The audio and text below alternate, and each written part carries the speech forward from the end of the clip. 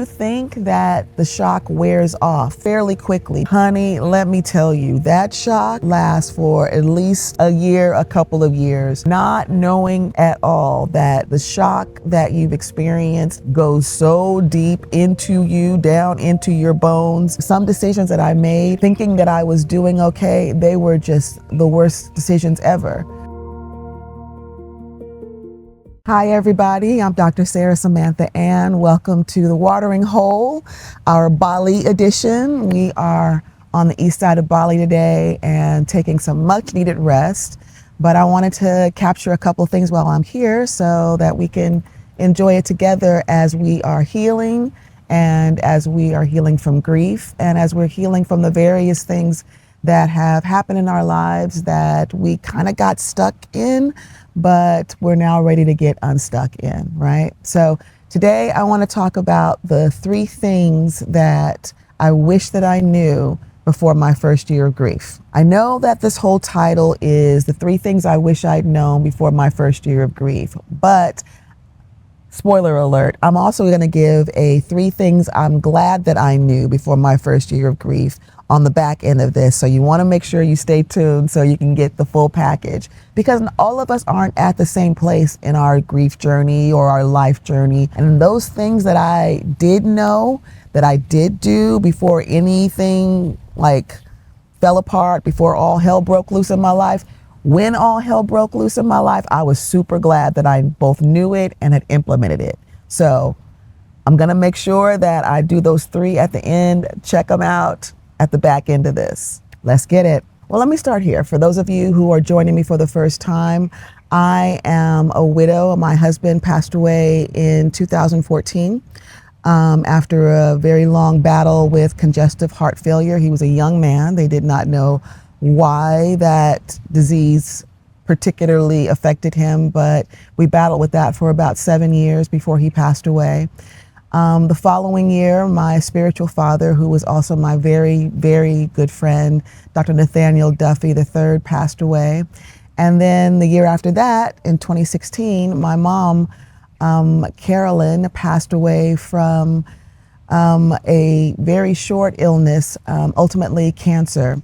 And so I lost 3 people back to back over the course of 2 years, and that utterly shifted and reshaped the whole trajectory of my life. And so since that time, I have been traveling the world. I've been relocating. I've left the United States a couple of times now. Now I'm living in Bali, and I am now releasing some of the things that helped me get over some of the toughest parts of my time grieving, and some of the hacks that I found that helped me to start to heal so that I can talk to you today. So welcome again to The Watering Hole. The 3 things I wish that I knew before my first year of grief.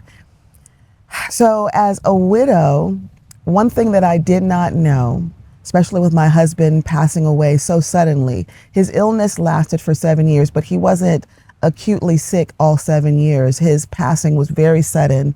We were actually planning a trip to Jamaica the following spring, the day he passed away. So it was totally unexpected, and we were in love. We had a great relationship.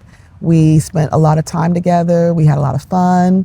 We traveled together. And so his passing was very unexpected and quite a shock. One thing that I did not know before my first year of grief was that there is a particular kind of man who lies in wait for hurting women and grieving women to become available so that they can prey on them and ultimately pounce on them. Not so that they can have some kind of life with them or have a future with them. There are some men who are genuinely good men, who have a genuinely good heart, who, meet someone who is grieving, meet someone who's starting her life over again and wants to help her rebuild, help her, start a new kind of life. But then there's another kind of guy who his only reason and purpose for entering the scene is so that he can pick up the crumbs and so that he can exploit them for his own use. There's something that, as a grieving widow, you just you're not prepared to suddenly have someone that you love, ripped out of your life. And my husband and I, we were very loving towards each other. We had a very healthy sex life together. Most of the years, that final year that before he passed away, things shifted health-wise for him. So it was not as robust the final year, but we were still extremely affectionate, still extremely loving. And, when he passed, all of that intimacy left with him. I was leading in our church ministry. I was a entertainment business manager, so I was going out a lot and hosting clients and, spending a lot of time schmoozing and pressing the flesh, so to speak.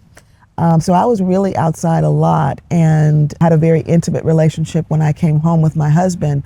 But when I lost him, there started coming around me this kind of creeper guy that had designs on me for a long time, but knew that I was happily married and never really crossed any lines or crossed any barriers. But as soon as my husband Jermaine was gone, they came out of the woodwork and they pretended like they respected him. They pretended like they were very sorry that he was no longer there. They pretended that they wanted to be just friends. They pretended that they had no ulterior motives. They pretended a lot of things.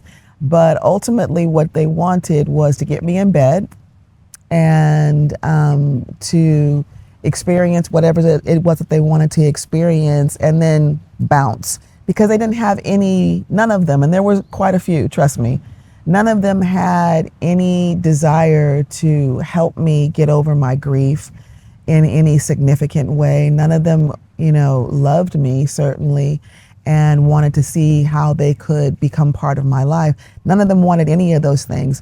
And I thank God for the Holy Spirit in my life, because the Holy Spirit will tell you things and give you the heads up about people and show you who they really are, despite who they're pretending to be.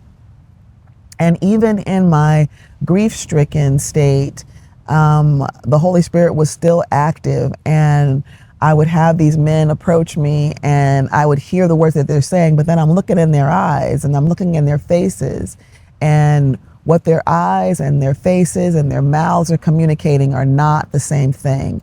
And I could feel the smarminess, that was accompanying these interactions while they were like, oh, I'm so sorry your husband isn't here, and he was a man of God, and he was such a good guy, and he did this for me and he did that for me and all the rest of it. They didn't care about any of that. And so, craving intimacy, craving touch, craving friendliness, craving understanding, craving comfort, and just, someone to be genuine with you as you grieved, was high on my list. And I deeply needed that. But I didn't get that from most of the men that approached me I'd say the first 6 months to a year after my husband passed away. That was not what was on the table. If I wanted to jump in bed with them, if I wanted to, play the role with them, yeah, that was available. But anything other than that, yeah, no, that wasn't available. And I wished I'd have known that before my first year of grief. I mean, I didn't really have friends who were grieving anything, or people in my life who were overcoming things that could have that kind of conversation with me. So you're lucky if you're watching this and you're dealing with this, or you're going to deal with this in the future. God willing, that's not you. But if it is, hopefully you can retain this in your pocket so that you know that there are certain types of people, and certainly types of men, who will only show up to pick up the broken pieces to, cut you with them. I wish I'd known that. I learned the hard way, but not as hard as it could have been.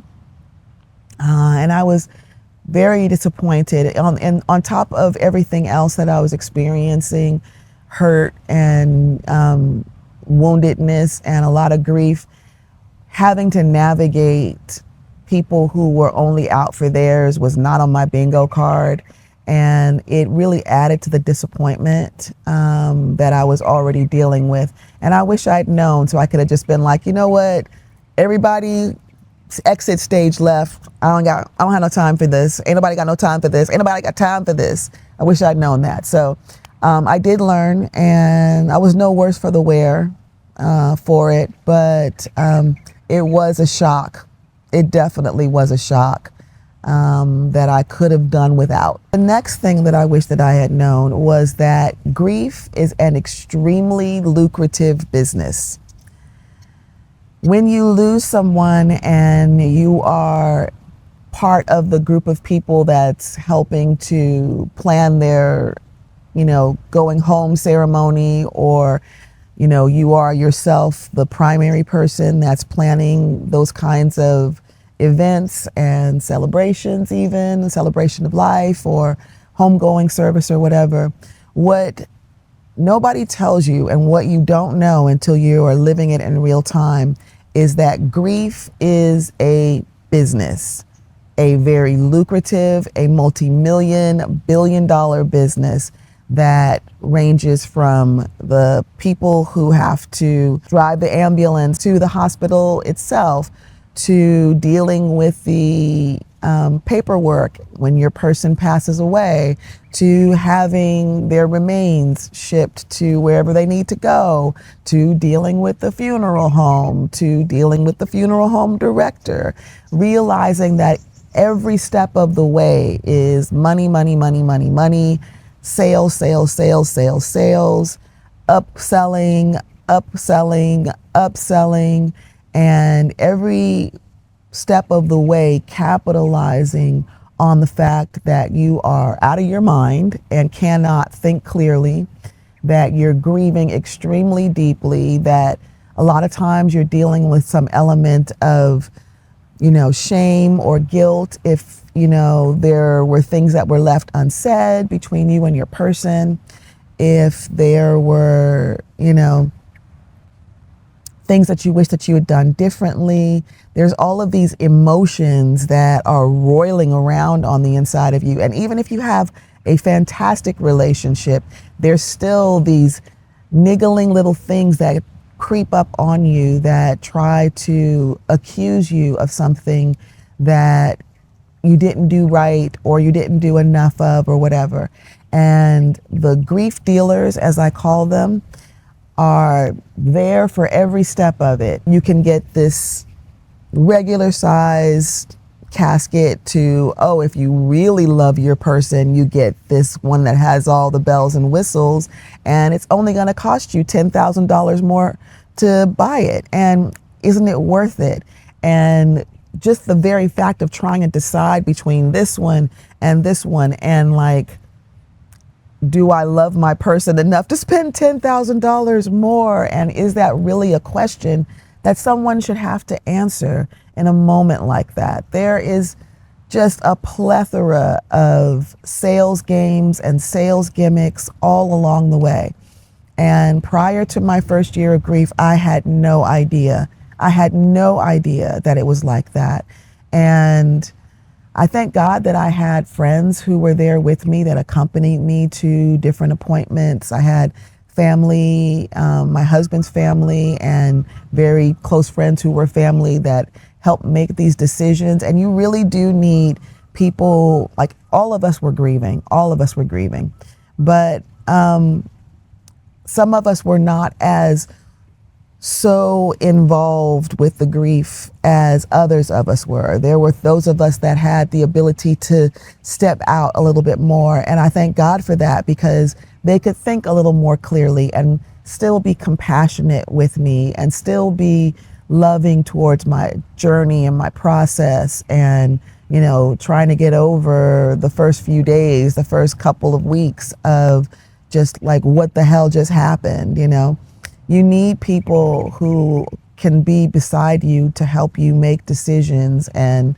help you cry through it while you're making the decisions, so that you aren't throwing everything away that you're going to need to pick up the pieces of your life later on people who are just, again, pretending that they care, pretending that they're affected. The reality is that people who are in the grief business see grieving widows and widowers and mothers and fathers and daughters and sons. They see them all day, every day, week in and week out. They don't feel anything like they pretend to. It is a business, and you need to know, if ever you find yourself in that situation, that they are running a business, and the things that they're recommending, you can choose to take them or not take them. But please know that whether you go and you spend less money or you spend more money has nothing to do with how much you love your person. And please do not, for your own well-being, conflate those two, because the grief dealers will exploit it. But your love that you have for your person, it can't be measured in things. It cannot be measured in how much you spend on their homegoing service. It can't be measured in those things. It's measured in the love that you share with one another, and that has no price tag on it. The third thing I wish that I'd known before my first year of grief is how long the shock that you fall into lasts. Hear me when I say this. You think that the shock wears off fairly quickly because you kind of feel like you're feeling like your normal self after a little while. Honey, let me tell you, that shock lasts for at least a year, a couple of years, and it slowly starts to reduce after some time.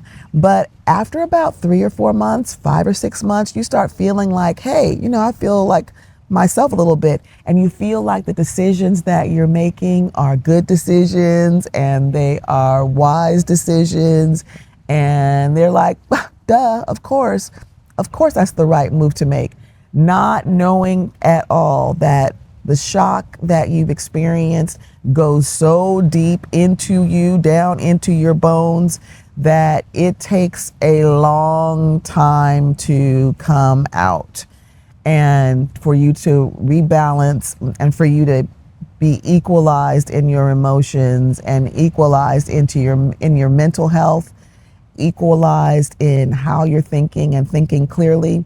And I'll tell you, some decisions that I made thinking that I was doing okay, they were just the worst decisions ever. So I'll give you an example. After my husband Jermaine passed away, so he passed away in November, it was around my family and my friends the first year. And we did holidays together, and they were very close with me, and it was great. The following year, around the holidays really do this. They really kick up a lot of grief for a lot of people. And that certainly was true for me. And so when Thanksgiving rolled around the following year after he passed away, I thought I was doing okay. And my mom was living with me. She had moved from the Midwest to come and move with me and help me, grieve. She had been a widow herself, and she knew the ropes, so to speak. So she came out to help me grieve, even though we didn't have the best relationship. She still, showed up for me. And when the holidays started rolling around and my grief started kicking up, I really just wanted to be by myself. And so I pushed everybody away and told them to go do their own thing, and told my mom to go hang out with my in-laws and do, Thanksgiving with them. And I stayed home by myself for Thanksgiving the year after Jermaine passed away, thinking that I was in my right mind, thinking that I was fine, thinking that the shock had worn away. And I could not have been more mistaken. I fell into this depression spending that holiday by myself that, my God, I heartily recommend that if or when you are grieving someone very close to you, absolutely do not spend any holidays by yourself. At least be around one friend. At least have one person nearby with you, hanging out with you, going on a trip with you, whatever. Don't do it alone. Please, please don't do it alone. I fell into this depression the night of Thanksgiving that was complete and total. I was not okay. I was not okay. And I got worked over in my emotions. The level of warfare in my mind was so loud and so absolute that I thought I was going crazy. I really did. It was a very, very dark moment, very dark time, very scary, very, very, very scary. I made it the next morning. I made it to the next morning, I should say. And honestly, I was shocked that I actually made it to the next morning because I had a very, very dark, very, very long night. And I woke up the next morning and I dragged myself outside and I started praying. I was like, Lord, I need help. And all of a sudden this worship fell on me and I began to worship, and it was old worship from like in my early days, in my early believer days. And I was transported to an earlier time before all of the grief had happened, before all of the questions and all of the heavy nights and the heavy days had happened. I was transported to another time, and the Spirit of God and being transported by my music and remembering, who I was back then, washed all of the previous nights, warfare and grief right on away. And honestly, I was really, really, really grateful that God met me like that, because I was not okay. So I wish I'd known that I should not spend any holidays by myself, at least the first couple of years before my first year of grief, because that would have saved a sister. And I hope that this counsel and advice saves you when you need it, if you ever need it. Like, be with people, let people be close to you, and let people like love you and help you. If I had done that, I think I would have proceeded through my grief a lot differently. And I would have achieved more healing, I think, a lot quicker. I know that we are doing the 3 things I wish I'd known before my first year of grief, but I also want to throw in a little bonus pack, if you will, of the 3 things that I'm glad that I knew before my first year of grief. The first thing that I'm glad that I knew before my first year of grief was that I was really glad that I was not a super young bride, and I knew that there was not a lot of like sincere love out there with people. Folks were crazy even back then. But I knew when I got with my husband that it was a special thing and that he was a special person. And I made up in my mind before we ever got together, really, that I was not going to allow anger or holding grudges to be part of my life with him, or part of my marriage, or part of our relationship. I knew that I wanted to have peace in my home, and I knew even then that tomorrow was not promised. And so I made sure that even if we had any disagreements, even if we had any kind of, spats or whatever, we never really argued, but we did have spats every now and then. That old adage that the old mothers tell you not to let the sun go down on your anger, I knew that, and that was implemented in my life. And I was very glad that I didn't live my life that way with my husband, because after he passed, there's so many things that you can regret, but that was not one of them that was a regret for me. I didn't regret wasting time with him, or wasting love with him, or wasting an opportunity to laugh and have joy with him. Like, we really maximized that. And so when the time came that he wasn't there anymore, I felt like we had completely lived together and completely loved together. And I had no regrets for that. And I was grateful that there were no regrets there. The second thing I was glad for was that several years before he passed away, I got this bug up my butt, if you will, to suddenly get all of our finances together. I started making sure that our names and our signatures on all of our joint bank accounts were up to date, and that there wasn't anything that was left hanging out, undone. And I was glad that I did, because since he did pass so quickly and so suddenly, there were things that I needed to do for our finances, and some of the money was in his account, but because he didn't have an account that my name wasn't on, anything that needed to be done, I still had access to the accounts to be able to do it, right? So I was super glad for that. Another thing was that within that same get your financial life together, I went about and made sure that we had life insurance policies and that they were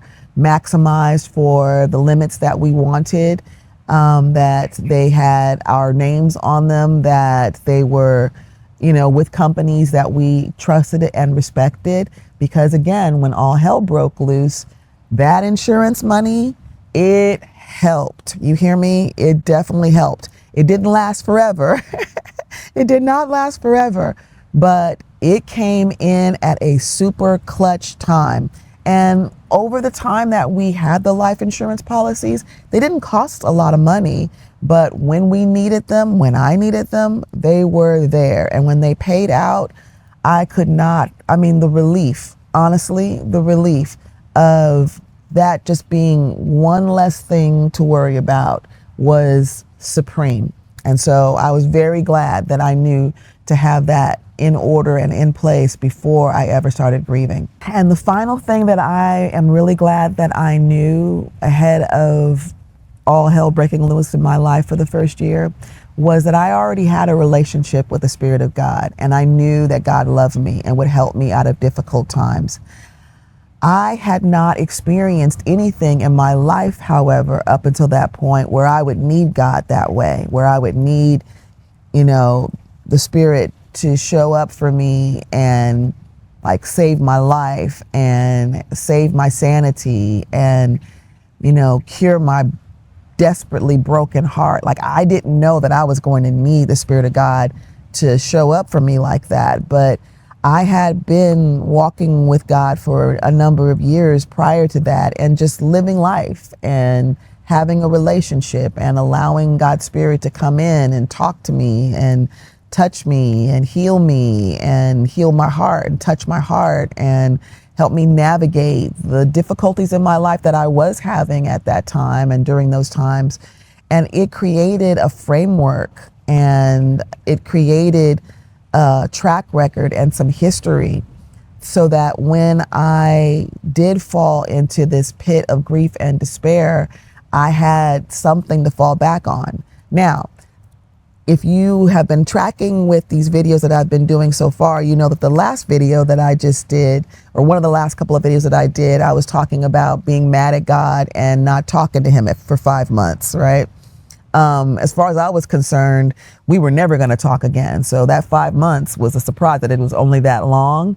But I was fully intending of not having any relationship with God at all after that. I was so heartbroken, and I'm like, where the hell were you, But when God did show up for me after those 5 months and began showing me how he had been trying to reach me and showing me the ways that he had been coming into my heart, all of the track record and the years of life together with God and God loving me and me loving God, they hadn't gone anywhere. And I was very, very grateful, very, very grateful that I had used my time as wisely as I did, because I met a lot of people after Jermaine passed away and after Nate and after my mom. I met a lot of people who were grieving people of their own, who were desperately heartbroken and, had been that way for 5, 10, 15, 20 years, 30 years,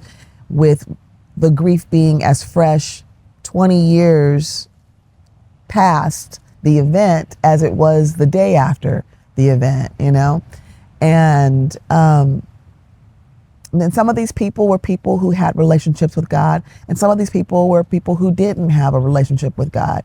But as for me, the level of investment that I made in my spiritual walk and my spirituality, it showed up for me when I needed it. And the track record that showed up, reappeared after the ceasefire, it let me know that I had founded my house on good ground. And I'm like, I don't know how anybody else is making it through their life and their grief journey and whatever. But as for me, as for my house, I am supremely glad that I had that to fall back on, because it was by far one of the most important, most powerful tools that has helped me get back up, has helped me live, has helped me thrive, and has helped me get moving into building another kind of life for myself that I actually want to live in. So I hope this helps a lot, and I hope you got a lot out of it. If this deeply resonated with you, please like, subscribe, share, do all the things. And,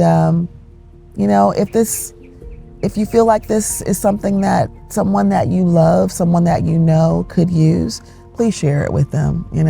The purpose of this channel is to help us, all of us who are experiencing different kinds of grief and on different kinds of grief journeys, find our pathways to healing. And however we can do that, and however we can do that with each other and for each other, it's a win. I'm Dr. Sarah Samantha Ann. Thank you for joining me. Have a wonderful, wonderful day, and I'll see you soon. God bless.